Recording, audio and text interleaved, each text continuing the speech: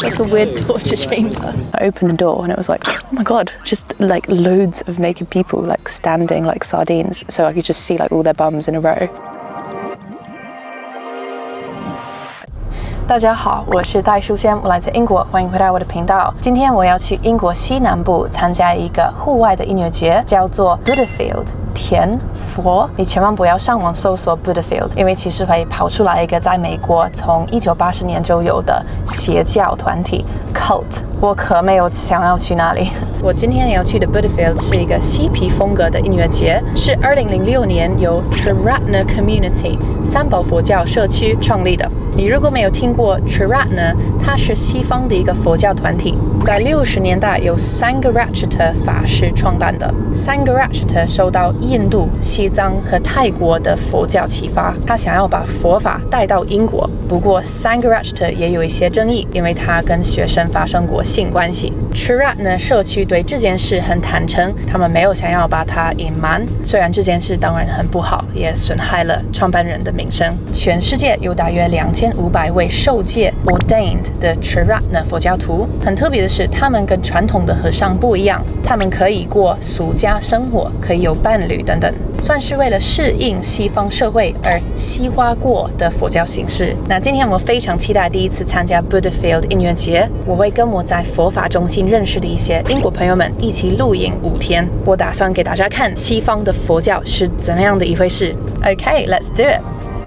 So you might be wondering then, does that mean that I'm Buddhist? Well, I don't usually say that I'm Buddhist, and I think the reason for that is it makes people more able to sort of other you. So yeah, it's not about the labels, man. But I guess I am kind of Buddhist. Like I resonate with a lot of the teachings, I go to some events, like this one. So yeah, that's me.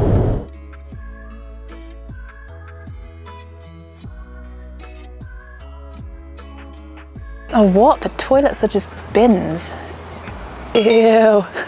Oh, God. A few moments later. Oh, God. Fire point. Bucket. Water. Nice. This is a drugs and alcohol-free festival. So I actually love this, but lots of people were like, oh, what? Why are you going then? When I told them about this. But yeah, I think it's really cool, although it is unusual for British festivals to be drugs and alcohol-free. So they seem to be doing their recycling properly. Got a section for glass, section for food waste. But yeah, it definitely has that hippie feel to it. Oh God. Oh gosh, the walking to and from the car and the setting up the tent is all pretty tiring. I'm dying for some food. Hopefully they've got some good food here. All organic and vegan, of course. This is really cute. And here it says volunteers help for 2 hours in exchange for a meal, and everyone's sitting on the floor. Oh, that's so nice. Learn how to make spoons, 2-hour workshop. What? It's dinner time. I'm gonna get a Tibetan vegetarian curry. It's amazing how much nice vegetarian food you can get.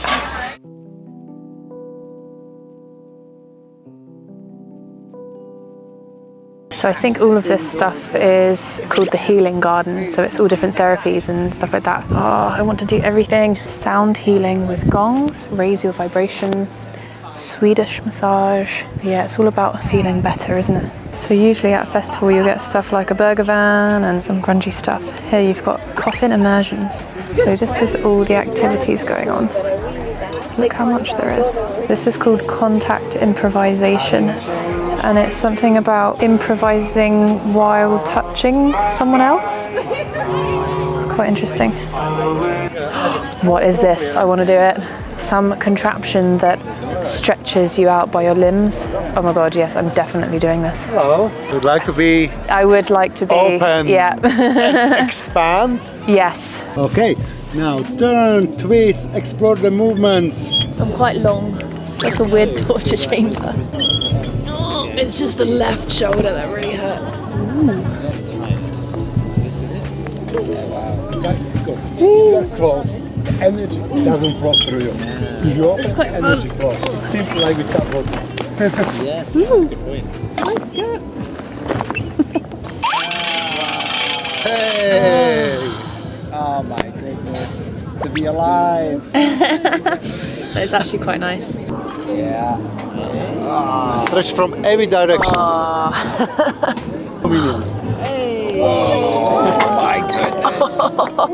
Wow, so that was actually very relaxing. It triggered some sort of relaxation response because I was breathing so deeply towards the end. Overall, very good experience. Really, it got into the shoulder, such a good stretch. I think all of us need this, you know, we're just sitting at our desks all day and it's just the opposite. It's stretching out the muscles and, oh, so good. So as you can see, I'm making hot chocolate on my camping stove with some really good quality hot chocolate actually. This is Hotel Chocolat. I'm so excited for all the things we've got lined up for tomorrow. Yeah, so I'm not sure how much like Buddhism I've experienced so far, but I have been healed. I think we might almost have a situation where I'm healed too much, if that's a thing. So there's just so much going on. It's like almost hard to choose because there's just so much choice. So interesting first day. After having this hot chocolate, I'm then gonna go in the sauna and then probably just get an early night. How exciting.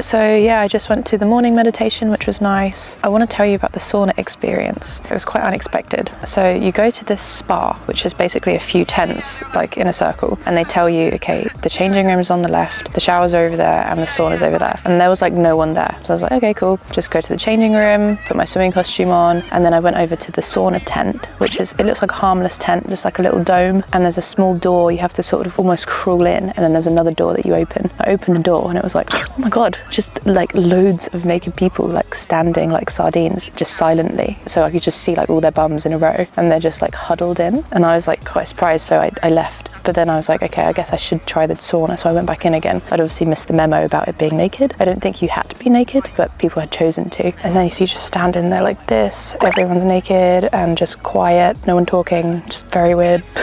And then after a while, some people started singing, and the song was like, earth my body, water my soul, air my breath, and fire my spirit. So like a spiritual kind of song. Yeah, it was quite surprising, kind of funny. I've never been in that situation before, so I felt kind of weird. I was just standing there like...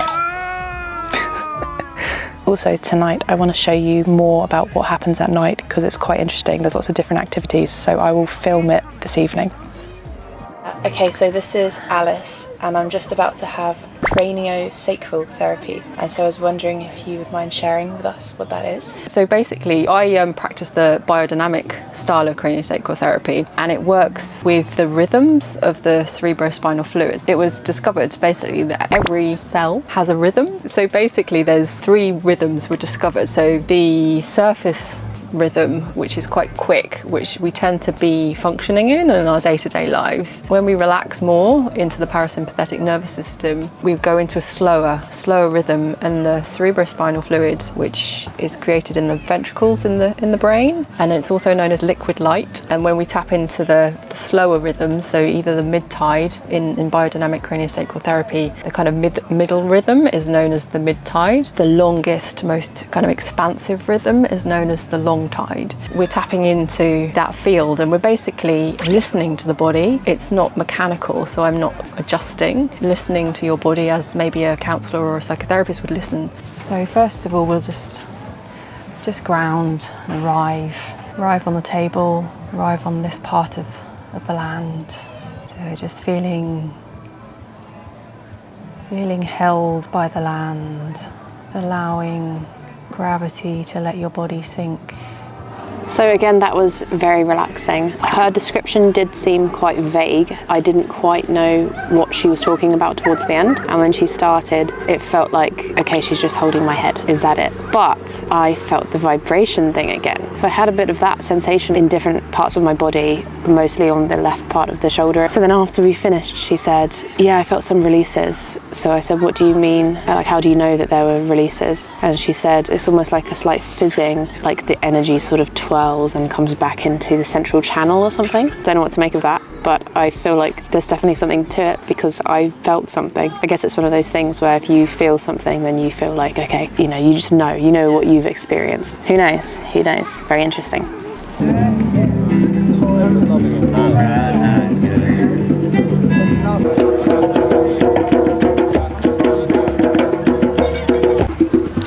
So a special thing about Triratna is that they often do something called a puja, and they're doing that every day at 8:30 p.m. here. They also do it on retreats in the evenings. It's where you give offerings in a sort of ceremony with singing to, in this case, this thing.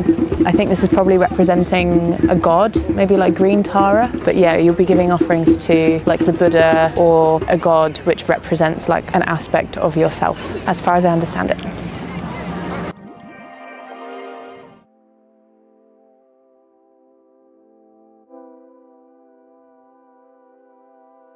So just a bit of an update. I'm not sure if you can hear that, but that's some people doing some chanting. I've been doing so much this morning, but I'm not allowed to film in the I'm not allowed to film in the yoga space, but there's so much going on. This morning I did an hour of meditation, then some qigong, then a yoga workshop, and now I'm about to have some shamanic healing. There's just so many different spaces. One really interesting thing is that there's quite a few people walking around naked. It's like you're allowed to be naked if you want to. You know, at first that's quite shocking, but after a while it does give the whole place that feeling of you can really do whatever you want. It's the most relaxed festival I've ever been to. You can really just chill, be yourself. There's no expectations whatsoever. And I was talking to some friends earlier, and it's like, even if you don't want to be nude yourself, it's nice to remind ourselves how normal it is to have different bodies. And I do wonder if there's something about, there's a feeling of safety just being around a lot of people and just around skin, even if you're not necessarily touching each other. It feels like we put up these barriers of like clothing, but actually what we need is more touch and more, not necessarily sexual, but just, you know, hugging and being around each other and the warmth that comes from people's bodies. Like, I do feel like we're very much a social, relational, like tactile species. So yeah, not too sure why we create these barriers for ourselves when it feels so nice and natural and comfortable to be part of a group and to be in a relaxed space where you can just like do what you feel like, but and be surrounded by other people who are also chilling and doing what they want. Like that.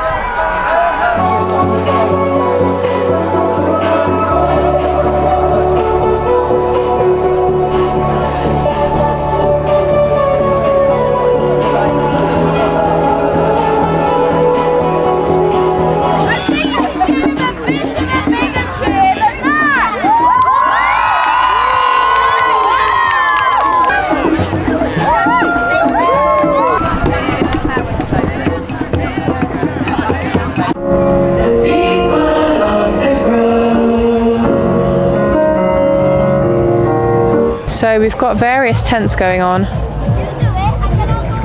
Some are more chilled and some are a bit more intense. Surprisingly intense, I would say, for this kind of festival. You know, some kind of drum and bass, electronic music going on. But everyone's sober, and that's the difference. Makes it feel so much more relaxed, so much safer. There's no weird vibes going on, you know? Just people being themselves.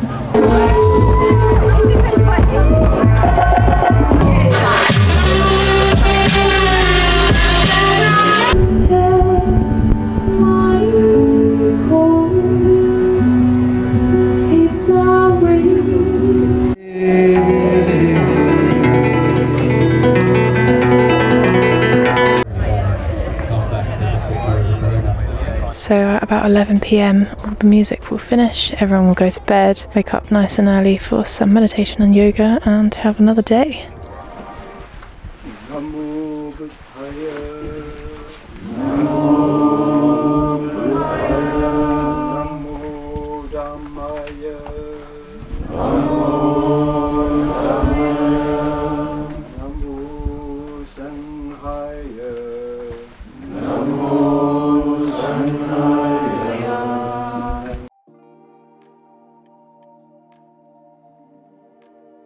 Now you might be wondering what all this so far has to do with Buddhism, and in all honesty, probably not a lot, but Buddhism is perceived to be the most tolerant religion, if we can call it religion, in the West, definitely. I mean, even here there's like a Christian space. It's basically a celebration of freedom, I think, of being and doing whatever you want as long as you're not harming anyone. You know, of course, in Buddhism there's the teachings about having compassion for all beings, so I think the people that come to this kind of festival just resonate with that kind of teaching.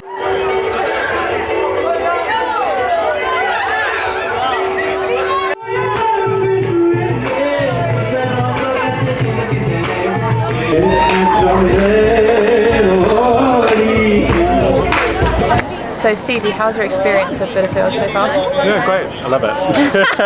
Great, good chat. What's been your highlight of the festival so far? Just talking to all the different people.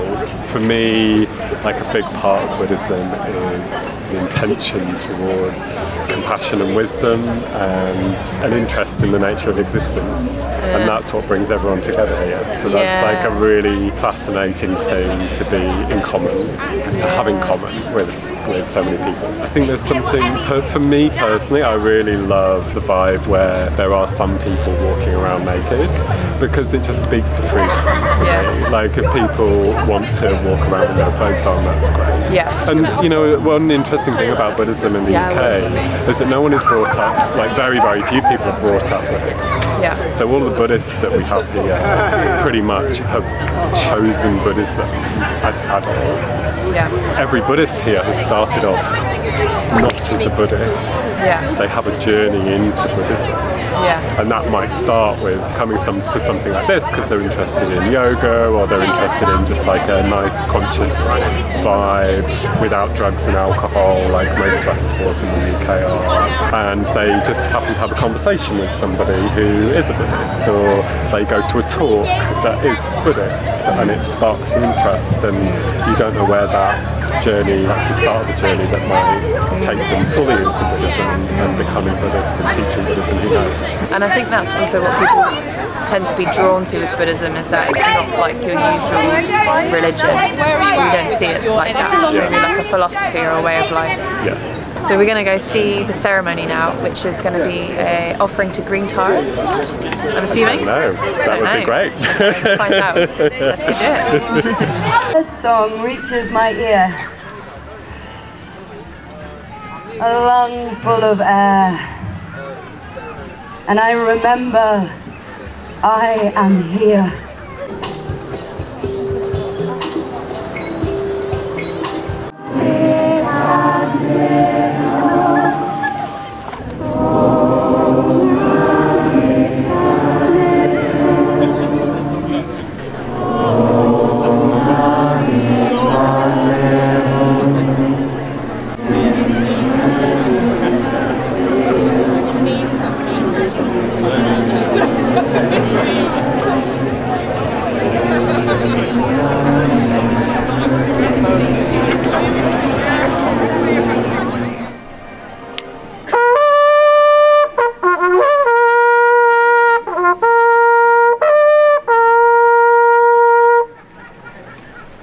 In the name of the elements of water.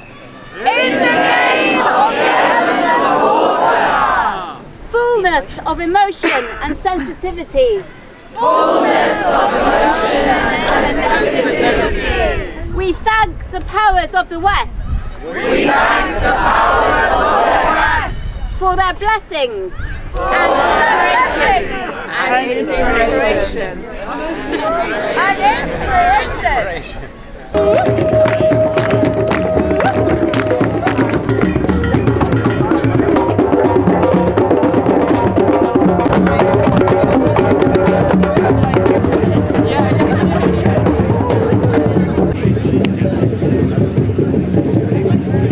So this is the closing ceremony. As you can see, it's been a very interesting experience. I've learned a lot, and I think it's cemented my belief in the power of community and how much we need to live more around other people and feel more human, as opposed to robots working behind a screen, which is very strange. But I'm definitely going to miss how open and kind and self-reflective many people are here. That's not to say there haven't been some, spiritual egos, but overall the vibe has felt so safe and welcoming and inclusive, which is really nice. If you go to most music festivals in the UK, in my experience, you're more likely to feel like there's some unpredictability. People might be high on drugs and alcohol, they might behave a bit loudly or aggressive. Obviously not always, but there is a tendency towards that at these types of events. Whereas here, you go out at night, you feel 100% safe, there's no sense of threat whatsoever. And also, I had some of the best night's sleep I've had, which is amazing because I was camping. I think it's just because it was so quiet and you're in nature and stuff, and I went to bed at a normal time and got up at a normal time. So that really surprised me how well I slept.